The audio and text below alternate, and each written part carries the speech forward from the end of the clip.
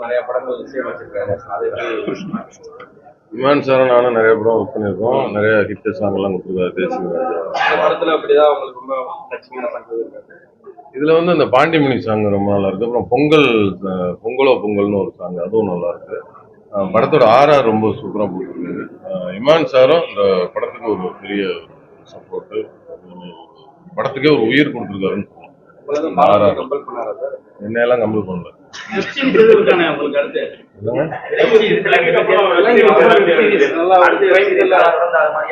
இல்ல நம்ம கதை கேட்டுக்கிட்டு இருக்கா, நான் கன்ஃபார்ம் ஆகல. விலங்கு 2 கதை ரெடி ஆகிட்டு இருக்கு. விரைவில் மதுரை அப்படின்னாலே ஜல்லிக்கட்டு மஞ்சள் விட்டாகும். அந்த மாடுபிடி வீரர்கள் இந்த படத்துல அடிச்சா அவங்களுடைய மனநிலை எப்படி இருக்கும், இந்த களம் எப்படி இருக்கும் நீங்க பாக்குறீங்க? களத்துல இறங்கி வேற அவங்க வீரர்களுடைய நிலை. வீரர்கள் என்னன்னா, நம்ம இந்த ஷூட்டிங்கே நிறைய வந்து சிவகங்கை இந்த சுற்று வட்டாரத்துல இருந்து நிறைய மாடுபிடி வீரர்கள்லாம் வந்தாங்க. அவங்கெல்லாம் அவங்களோட இன்சிடென்ட்லாம் சொல்லும்போது ரொம்ப ஆச்சரியமாகவும் ரொம்ப பதட்டமாகவும் இருக்கும். ஏன்னா நிறைய பேர் இந்த மாடெல்லாம் குத்தி கிழிச்சு அந்த தழும்பெல்லாம் காட்டினாங்க. ஏன்னா அவங்க என்னன்னா, அந்த மாடு பிடிக்கிறது தமிழரோட அந்த ஒரு வீரத்தை அடையாளமா காட்டுது. அவங்களுக்கு என்ன மிஞ்சி போனா ஒரு சைக்கிள் கிடைக்கும், இல்ல மேல சின்ன சின்ன பரிசு. அந்த பரிசுக்காக எல்லாமே தன்னோட திறமை, தன்னோட ஒரு ஆளுமையை காட்டணும், நான் ஒரு தமிழன்டா அப்படிங்கிற ஒரு இதை காட்டுறதுக்காக அவ்வளோ ரிஸ்க் எடுத்து அந்த மாடோட ஒரு வீரனா நின்று அந்த பண்ற அந்த குணம் இருக்குல்ல, அதுவே ரொம்ப ரசிக்கும்படியா இருக்குது.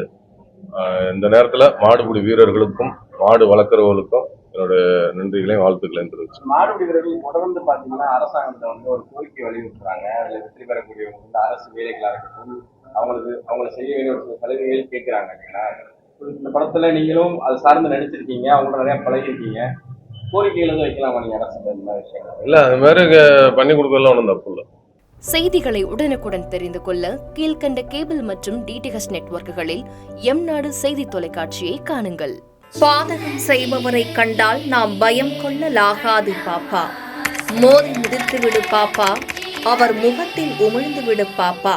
அண்மை செய்திகளை உடனுக்குடன் தெரிந்து கொள்ள இணைந்திருங்கள் எம்நாடு தொலைக்காட்சியுடன்.